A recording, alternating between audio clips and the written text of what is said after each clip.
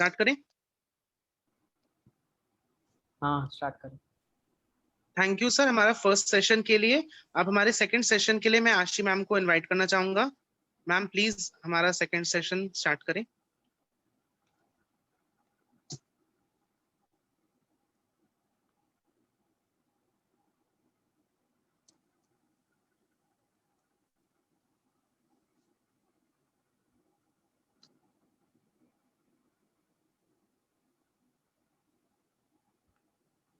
उनके माइक का लगता है फिर से प्रॉब्लम है।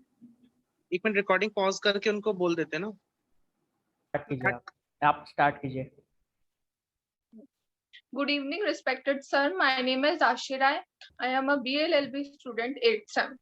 Now our second session is about general exceptions. General exceptions are divided into two parts: judicially justifiable, and the second one is excusable acts.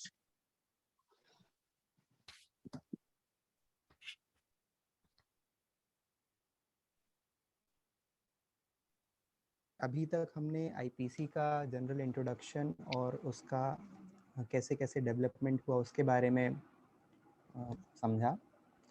आपका अगला टॉपिक है general exceptions, chapter 4 of IPC. IPC में basically crimes क्या है और crimes की सज़ा क्या है ये कोडिफाइड किया गया है। मतलब आईपीसी एक सब्सटेंटिव लॉ है जो कि सिर्फ ये बताता है कि कौन सा एक्ट क्राइम है और उस क्राइम की कितनी मैक्सिमम पनिशमेंट दी जा सकती है। आईपीसी को फ्रेम करते समय कोई भी एक्ट क्राइम है और उसकी कितनी सज़ा है ये बताने से पहले आईपीसी में यूज़ हुए वर्ड्स को डिफाइन किया है चैप्टर 2 में डेफिनेशन क्लॉज में। पनिशमेंट्स क्या क्या है चैप्टर 3 में बताई हैं। और चैप्टर 4 जनरल एक्सेप्शंस के बारे में है कि ऐसे एक्ट जो कि नॉर्मल सेंस में क्राइम होते परंतु जो चैप्टर 4 में कंडीशंस बताई गई हैं उन कंडीशन में एक्सेप्शंस माने जाएंगे और उन्हें क्राइम नहीं कहा जाएगा।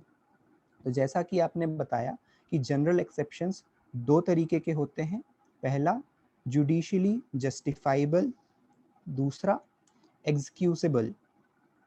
जो पहला पार्ट है जस्टिफाइबल कि जिनको हम जस्टिफाई कर सकते हैं, जुडिशियल सेंस में अगर हम डिस्क्राइब करें उस एक्ट को तो हम उससे जस्टिफाई कर सकते हैं कि वो क्राइम नहीं है। और जो दूसरा है एक्सक्यूजेबल कि उसे आपको डिफाइन करने की या एक्सप्लेन करने की आवश्यकता ही नहीं है। अगर उस स्पेसिफिक कंडीशन में वो एक्ट हुआ है जो कि एक्सक्यूजेबल की कैटेगरी में आता है तो उसे वैसे ही क्राइम नहीं माना जाएगा। चैप्टर 4 सेक्शन 76 से सेक्शन 106 तक है। इसमें कई सेक्शन ऐसे हैं जो कि एक्सक्यूजेबल हैं।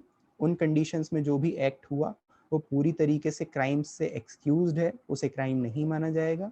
और कुछ सेक्शंस ऐसे हैं जो कि जुडिशियली या लॉ के अकॉर्डिंग इस तरीके से एक्सप्लेन किए जा सकते हैं कि वो क्राइम नहीं। Thank you, sir. Our second exception is mistake of fact under section 76 and 79. तो सेक्शन 76 से 79 तक मिस्टेक ऑफ फैक्ट से रिलेटेड एक्सेप्शंस बताए गए हैं। ये एक तरीके से एक्सक्यूजेबल हैं अगर किसी फैक्ट के मिस्टेक में उस तरीके का एक्ट हो जाता है जो कि नॉर्मल सेंस में क्राइम होता। तो मिस्टेक ऑफ फैक्ट होने की वजह से केवल आपको तथ्यों की जानकारी नहीं थी या तथ्यों की गलत जानकारी थी, उसकी वजह से ऐसा काम कर दिया है तो ये चीज एक्सक्यूजेबल होगी। जैसा कि सेक्शन 76 बताता है, an act done by a person bound और by mistake of fact believing himself bound by law. Hindi में विधि द्वारा आबद्ध या तथ्य की भूल के कारण अपने आप को विधि द्वारा आबद्ध होने का विश्वास करने वाले व्यक्ति द्वारा किया गया कार्य। इसका एग्जाम्पल हम ये ले सकते हैं कि जैसे कोई पुलिस ऑफिसर है, पुलिस ऑफिसर की ड्यूटी, अभी जैसे लॉकडाउन चल रहा है, लॉकडाउन में धारा 144 भी लागू है सीआरपीसी की, जनता कर्फ्यू का ऑर्डर है। तो पुलिस अथॉरिटी जो है, पुलिस के जो भी कांस्टेबल्स हैं, इंस्पेक्टर्स हैं, वो लॉफुली ड्यूटी बाउंड हैं, उनको लगता है कि वो किसी को रोक सकते हैं, उनकी ड्यूटी है, और वो उस ड्यूटी के कंटिन्यूएंस में किसी को रोक लेते हैं, तो ये चीज़ एक्सक्यूजेबल है। अब यहाँ पर अगर उन्होंने किसी ऐसे व्यक्ति को रोक लिया जिसने कोई गलत काम नहीं किया था, या फिर उनको लगा कि कोई चोरी कर रहा है, उसको जाके पकड़ लिया उन्होंने, तो नॉर्मल सेंस में वो अपनी ड्यूटी से आगे बढ़ के काम कर रहे हैं, पर क्योंकि वो इस मिस्टेक ऑफ फैक्ट में थे कि कोई व्यक्ति गलत काम करने जा रहा है या कर्फ्यू तोड़ रहा है और उन्होंने उसको पकड़ लिया, जेल में डाल दिया, तो उन्होंने कोई भी गलत काम नहीं किया है। सेक्शन 77, अगर किसी जज ने ऐसा कोई काम किया, अगर जज मिस्टेक ऑफ फैक्ट्स में ऐसे उसके सामने एविडेंस आते हैं कि किसी व्यक्ति को वो सोचता है कि वो क्रिमिनल है, उसको पनिशमेंट दे देता है, लेकिन एक्चुअली उस व्यक्ति ने कोई क्राइम नहीं किया था, तो जज ने अपनी ड्यूटी की है, लीगल ड्यूटी की है, उसके सामने जो फैक्ट्स थे उसके अकॉर्डिंग उसने पनिशमेंट दी है, उसने कोई गलत काम नहीं किया। इसी तरीके से सेक्शन 78, अगर जज का ऑर्डर है, कोर्ट का ऑर्डर है, उसको पालन कराने के कंटिन्यूएशन में किसी व्यक्ति ने ऐसा कोई कार्य किया है, तो वो भी जज के ऑर्डर्स को फॉलो कर रहा है, उसने भी कोई गलत कार्य नहीं किया है, इसीलिए वो एक्सक्यूज पाने का अधिकारी है। और section 79, act done by a person justified और by mistake of fact believing himself justified by law. तो जैसे सेक्शन 76 कहता है, अगर आप मिस्टेक ऑफ फैक्ट में हैं या आपको लगता है कि आपकी लीगल ड्यूटी है, उसके अंदर आप वो कोई काम कर रहे हैं, तो इस चीज़ को एक्सक्यूजेबल माना जा सकता है। Okay. Now our third exception is in fancy under section 82 and 83. जो सेक्शन 82 और 83 है, काफ़ी इम्पॉर्टेंट है। छोटे बच्चों द्वारा अगर कोई ऐसा कार्य किया जाता है जो कि नॉर्मल सेंस में क्राइम है, तो उनको एक्सक्यूज मिल जाता है सेक्शन 82 और सेक्शन 83 में। सेक्शन 82 की अगर स्पेसिफिक बात की जाए, तो 7 साल से कम उम्र के बच्चों द्वारा अगर कोई ऐसा कार्य कर दिया जाता है जो नॉर्मल सेंस में क्राइम है, तो क्योंकि 7 साल से कम उम्र के बच्चों की इतनी मेंटल थिंकिंग डेवलप नहीं होती कि वो समझ सकें कि क्या कार्य गलत है, क्या चीज़ क्राइम है, क्या नहीं है, तो उन्हें एक्सक्यूज़ किया जा सकता है। अगर कोई 7 साल से कम का बच्चा किसी की गलती से हत्या कर दे, घर में रिवॉल्वर रखी थी और उससे गोली चल जाए और किसी की डेथ हो जाए, तो उसे एक्सक्यूज़ किया जाएगा कि 7 साल का बच्चा नहीं जानता था इससे किसी की डेथ हो जाए। और सेक्शन 83, 7 साल या उससे अधिक उम्र के किसी बच्चे के द्वारा जो कि 12 साल से कम है, उसके लिए भी इस तरीके का क्राइम अगर उससे कोई हो जाता है तो वो एक्सक्यूजेबल एक्ट है। हाँ, यहाँ पर ये चीज़ ज़रूर देखी जाएगी कि उसका जो मेंटल स्टेटस है वो इमेच्योर है, इमेच्योर अंडरस्टैंडिंग का है, उतनी उसकी समझ डेवलप नहीं हुई है कि जो भी एक्ट उसने किया वो एक क्राइम है। Now our next exception is intoxication under section 85 and 86. Section 85 और 86 में जो एक्सेप्शन है वो भी एक्सक्यूजेबल कैटेगरी का है। 85 में ये बताया गया है, act of a person incapable of judgement by reason of intoxication caused against his will. Hindi में, ऐसे व्यक्ति का कार्य जो अपनी इच्छा के विरुद्ध मत्तता में होने के कारण निर्णय पर पहुंचने में असमर्थ है।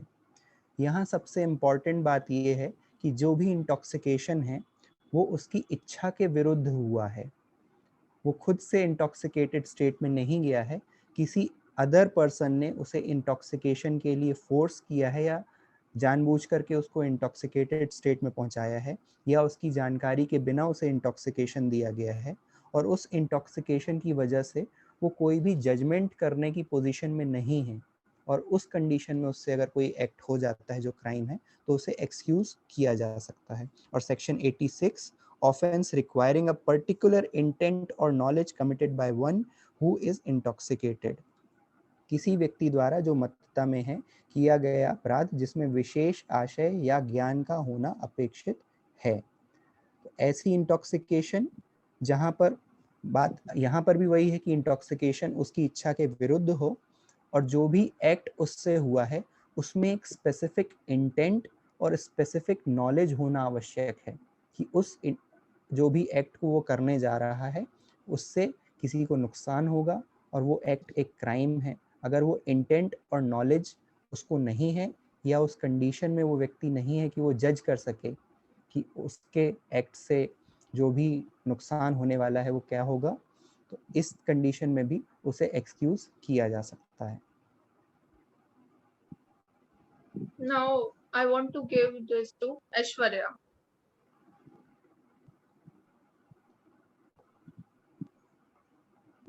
Aishwarya? Thank you, Ashi ma'am. Good evening, sir. We are getting ahead towards our next questions. The next question is act of judge, an act performed in pursuance of an order under section 77 and 78. Okay, तो अभी हमने उसके बारे में discuss किया भी था। जो मिस्टेक ऑफ फैक्ट में कार्य होते हैं वो एक्सक्यूजेबल हैं। सेक्शन 77 और 78 भी कहीं ना कहीं उसी के अंतर्गत आता है। Section 77 talks about an act of अ जज।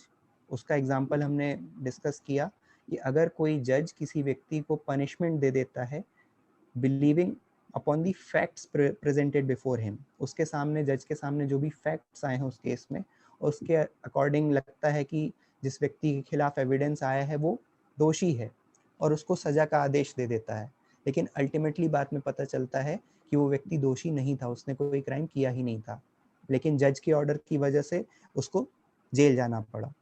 तो क्योंकि जज वहाँ पर अपनी ड्यूटी के अंडर काम कर रहा था और उसको फैक्ट्स की सही जानकारी नहीं हो पाई और मिस्टेक ऑफ फैक्ट में उसने वो चीज़ गलत आदेश कर दिया, इसीलिए उसके द्वारा किया गया एक्ट एक्सक्यूजेबल है।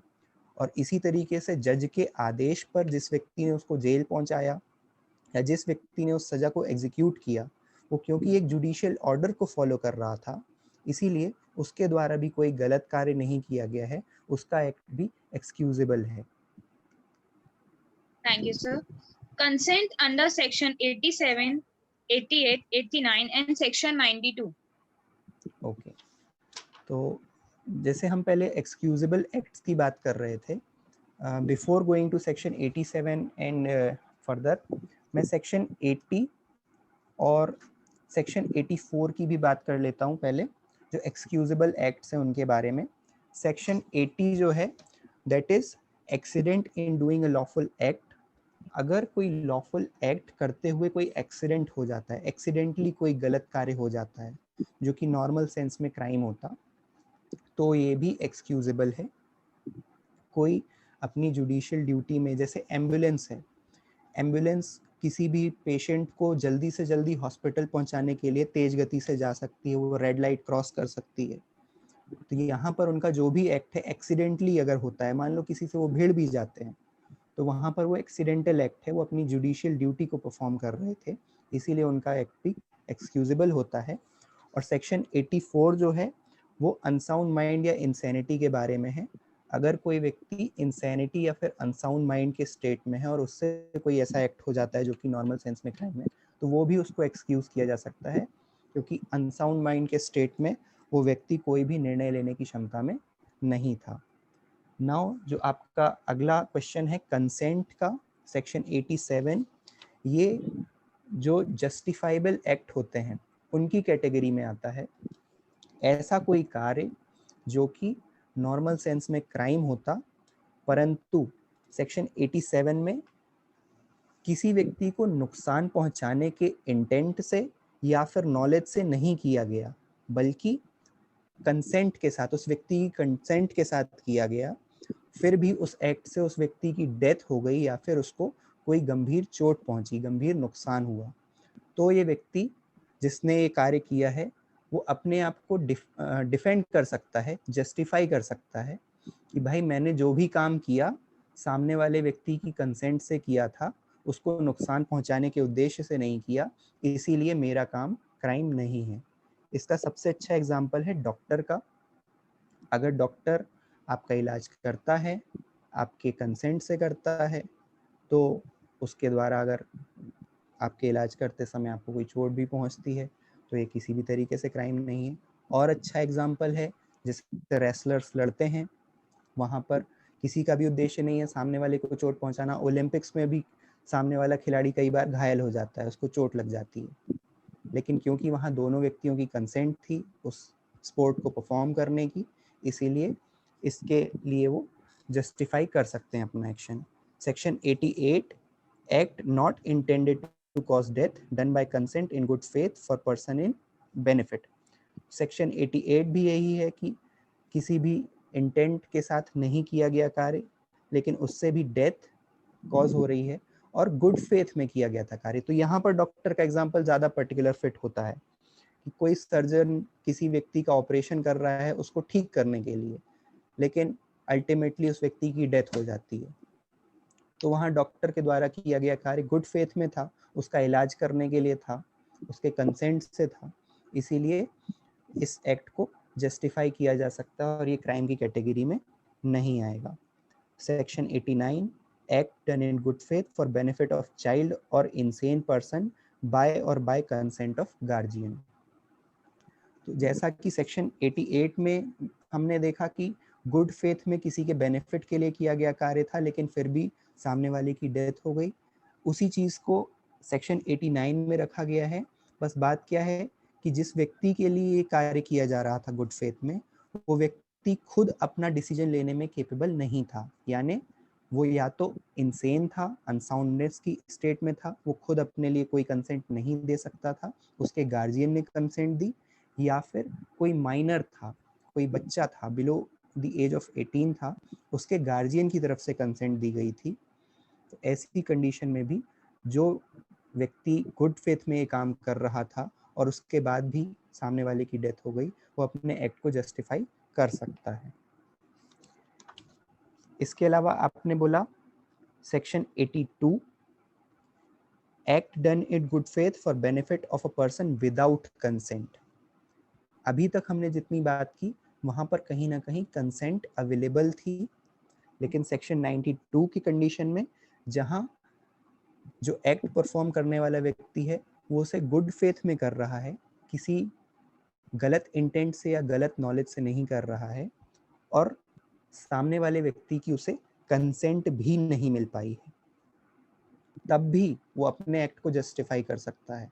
मान लीजिए किसी व्यक्ति का अचानक से एक्सीडेंट हो गया, वो बेहोश है, उसको हॉस्पिटल में इलाज के लिए लाया गया, वहाँ पर डॉक्टर ने तुरंत उसका इलाज शुरू कर दिया, वो उसको बचाने की कोशिश कर रहा था, लेकिन उसकी डेथ हो गई। तब तक क्योंकि वो व्यक्ति खुद बेहोश था, वो कंसेंट नहीं दे सकता था, उसके कोई परिवार वाले नहीं उपस्थित थे, वो भी कंसेंट नहीं दे सकते थे। तो यहाँ पर डॉक्टर का जो एक्ट है वो कहीं ना कहीं खुद से वो जस्टिफाई कर सकता है कि उस समय उसने जो भी कार्य किया वो गुड फेथ में किया था और उसके एक्शंस को क्राइम की कंडीशन में नहीं रखा जा सकता है। इसके अलावा आपने सेक्शन 94 कहा। Section 94 act done to act to which a person is compelled by threat. अगर कोई ऐसा कार्य किसी व्यक्ति ने किया जो कि नॉर्मल सेंस में क्राइम होता, परंतु वो उसने एक्ट सिर्फ और सिर्फ इसलिए किया क्योंकि उसे धमकी दी गई थी और उसे प्रेशराइज किया गया था, थ्रेटन किया गया था वो एक्ट करने के लिए, तो भी वो अपने एक्ट को जस्टिफाई कर सकता है कि उसने कोई भी एक्ट क्रिमिनल इंटेंट से नहीं किया, अंडर द थ्रेट और डर के कारण किया, इसीलिए वो जस्टिफाइबल है। Thank you, sir. Next question is private defense under section 96 to 106. जो जनरल एक्सेप्शंस में सबसे इम्पॉर्टेंट पार्ट है वो यही है, सेक्शन 96 से सेक्शन 106। प्राइवेट डिफेंस एक अपने आप में चैप्टर है और सबसे बड़ा एक जनरल एक्सेप्शन है। जब नॉर्मल क्राइम्स कमिट होते हैं तो व्यक्ति इसी का डिफेंस लेता है। प्राइवेट डिफेंस का मतलब ये है कि अगर कोई व्यक्ति कोई ऐसा कार्य करता है जो नॉर्मल सेंस में क्राइम है, लेकिन वो एक्ट करने के पीछे उसका उद्देश्य ये था कि वो अपना डिफेंस कर रहा था, तो भी वो ये एक्सक्यूज ले करके अपने एक्शन को जस्टिफाई कर सकता है। तो ये भी एक जस्टिफाइबल टाइप का जनरल एक्सेप्शन है। जब हम प्राइवेट डिफेंस की बात करते हैं तो आखिर प्राइवेट डिफेंस किस एक्सटेंट तक जा सकता है या किन चीज़ों के लिए किया जा सकता है। तो सबसे पहले प्राइवेट डिफेंस अपने सेल्फ बॉडी के लिए होता है। अगर कोई व्यक्ति सामने से आ रहा है आपको मारने के लिए, तो कहीं ना कहीं वो व्यक्ति आपके बॉडी को इंजरी पहुंचाएगा। आप अपनी बॉडीली इंजरी को रोकने के लिए, बचाने के लिए उस व्यक्ति को मारते हैं, तो ये आपका बॉडी का सेल्फ डिफेंस है। दूसरा, अगर आपको दिख रहा है कि कोई व्यक्ति आकर के आपका घर तोड़ देगा, जो कि वो टोटल इलीगल वे में कर रहा है, आप अपने घर को तोड़ने से बचाने के लिए, आपकी प्रॉपर्टी को नुकसान से बचाने के लिए उस व्यक्ति को मारते हैं, तो भी ये प्राइवेट डिफेंस कहलाएगा। तो यानी प्राइवेट डिफेंस दोनों चीज़ों का है, बॉडी का भी और प्रॉपर्टी का भी। अभी तक हमने जो बात की वो खुद की बॉडी और खुद की प्रॉपर्टी के विषय में था, लेकिन प्राइवेट डिफेंस का जो राइट है यहीं तक सीमित नहीं है। अगर किसी अन्य व्यक्ति की बॉडी को कोई हानि पहुंचा रहा है या किसी अन्य व्यक्ति की प्रॉपर्टी को नुकसान पहुंचाने जा रहा है, उसको भी प्रिवेंट करने के लिए आप प्राइवेट डिफेंस का इस्तेमाल कर सकते हैं। यहाँ ये चीज़ भी समझने के लिए आवश्यक है कि जिस दूसरे व्यक्ति की बॉडी और प्रॉपर्टी को डिफेंड करने के लिए आप इस प्राइवेट डिफेंस के राइट को यूज़ कर रहे हैं, ज़रूरी नहीं है कि वो व्यक्ति आपके परिवार का व्यक्ति हो या आपका कोई फ्रेंड हो या कोई परिचित हो।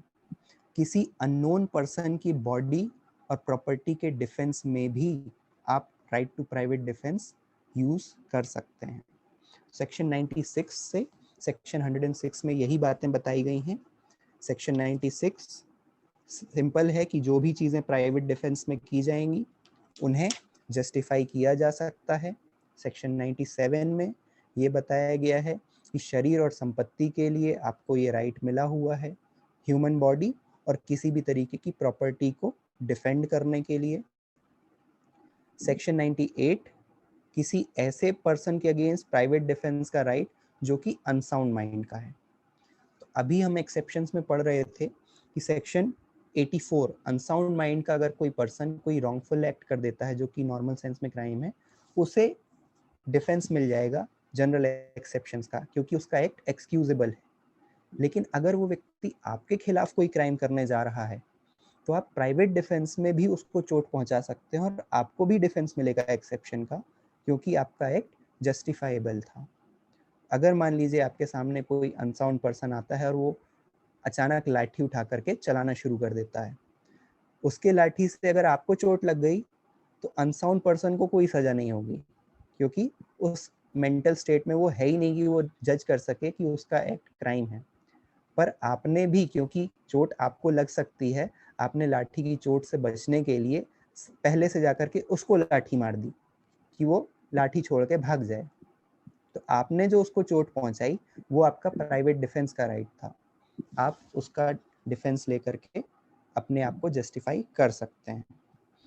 फिर सेक्शन 99 यहाँ पर ये चीज़ बताई गई है, ऐसे एक्ट जिनके अगेंस्ट में प्राइवेट डिफेंस अवेलेबल नहीं है। ये इम्पॉर्टेंट है, इसमें ये बताया गया है there is no right of private defence against an act which does not reasonably cause the apprehension of death or of grievous hurt if done or attempted to be done by a public servant acting in good faith under color of his office, though the act may not be strictly justifiable by law. तो अगर कोई अपनी lawful duty में आकर के, अपने official uniform में आकर के आपके अगेंस्ट कोई ऐसा काम करने जा रहा है जो शायद आपको लगता है कि जस्टिफाइबल नहीं है, तब आप प्राइवेट डिफेंस यूज़ नहीं कर सकते। आपको उसकी ड्यूटी का सम्मान करना पड़ेगा और उसको उसका एक्ट करने देना पड़ेगा। आप अपना private defence out and out वहाँ पर यूज़ नहीं कर सकते तब तक कि जब तक कि आपको ऐसा लगता है कि वो आपके ग्रीवियस इंजरी या फिर आपकी डेथ ना कर दे। हाँ, अगर आपको ये खतरा होता है कि उससे आपको ग्रीवियस इंजरी या डेथ हो सकती है तो आप वहाँ अपना प्राइवेट डिफेंस यूज़ कर सकते हैं, लेकिन अगर ऐसा कोई खतरा नहीं है तो आप किसी ऐसे पब्लिक सर्वेंट के अगेंस्ट प्राइवेट डिफेंस यूज़ नहीं कर सकते। इसके अलावा there is no right of private defence against an act which does not reasonably cause the apprehension of death or of grievous hurt if done or attempted to be done by the direction of a public servant acting in good faith. अगर इसी तरीके से public servant के direction पे कोई act हो रहा है तब भी आप अपना प्राइवेट डिफेंस यूज नहीं कर सकते। और ऐसी कंडीशन में जहां पर आपके पास दूसरा ऑप्शन अभी अवेलेबल है कि आप पब्लिक अथॉरिटीज को अप्रोच कर सकते हैं प्राइवेट डिफेंस यूज करने से पहले, तो भी आप प्राइवेट डिफेंस यूज नहीं कर सकते। आपने देखा कि आपका घर पूरी तरीके से बंद है, सिक्योर है, बाहर से एक व्यक्ति चोरी करने के लिए घुसने की कोशिश कर रहा है। ये आवश्यक नहीं कि आप जाकर के पहले से उसको मारने लगिए। आप पुलिस को फोन कर सकते हैं कि पुलिस आए और उसे अरेस्ट कर ले। अभी तक उसने कोई नुकसान आपको पहुंचाया नहीं है और आप जानते हैं कि आपका घर इतना सिक्योर है कि आपको कोई नुकसान वो पहुंचा भी नहीं पाएगा, तब भी आप किसी भी तरीके से प्राइवेट डिफेंस यूज नहीं कर सकते हैं। इसके बाद फिर सेक्शन 100 ऑनवर्ड्स ये बताया गया है कि आपका जो राइट टू प्राइवेट डिफेंस है, आप किस हद तक जाकर के यूज कर सकते हैं, उसका एक्सटेंट क्या होगा। तो जब कभी सेक्शन 100 ये बताता है कि बॉडी को इंजरी की अगर बात आती है, आपके खुद की बॉडीली इंजरी की अगर बात आती है, तो आप सामने वाला जो भी असेलेंट है आपका, जो आपके ऊपर हमला करने आए हैं, आप उसकी डेथ तक कॉज कर सकते हैं। आपको अगर ये खतरा आ रहा है, एमिनेंट डेंजर आ रहा है कि आपको बहुत ग्रीवियस हर्ट हो जाएगी या फिर आपकी डेथ हो सकती है, तो आप सामने वाले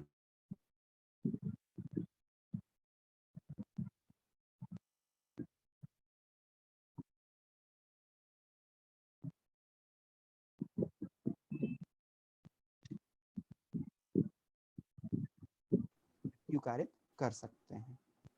इसके उन्होंने कंडीशन बताई हुई है कि किन किन कंडीशन में आप प्राइवेट डिफेंस का यूज करते हुए डेथ कॉज कर सकते हैं। पहला, जिसमें आपकी डेथ संभव है। दूसरा, ग्रीवियस हर्ट संभव है। तीसरा, अगर कोई व्यक्ति रेप करने की कोशिश कर रहा है, तब आप प्राइवेट डिफेंस में उसकी डेथ कॉज कर सकते हैं। तीसरा, अननेचुरल ऑफेंस अगर करने का प्रयास कर रहा है तो आप उसकी डेथ कॉज कर सकते हैं। पांचवा, अगर एब्डक्शन या किडनैपिंग की कोशिश की जा रही है तो डेथ कॉज की जा सकती है। या फिर रॉन्गफुल कन्फाइनमेंट में आपको रखा जाने के लिए कोशिश करेगा और उसके बाद आप पब्लिक अथॉरिटीज़ को कांटेक्ट नहीं कर पाएंगे, तो उस कंडीशन में आप उसकी डेथ कॉज कर सकते हैं। सेक्शन 101, अगर ऐसा कोई बॉडीली इंजरी करने के लिए आपको आ रहा है, तब आप प्राइवेट डिफेंस का यूज़ करते हुए डेथ कॉज करने के अलावा कोई इंजरी पहुंचा सकते हैं, उस एक्सटेंट तक प्राइवेट डिफेंस यूज़ कर सकते हैं।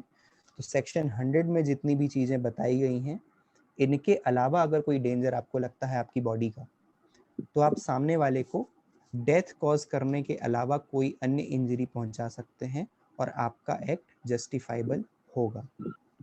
सेक्शन 102 ये बताता है कि आपका जो राइट टू प्राइवेट डिफेंस है कब स्टार्ट होता है और कब तक कंटिन्यू होता है।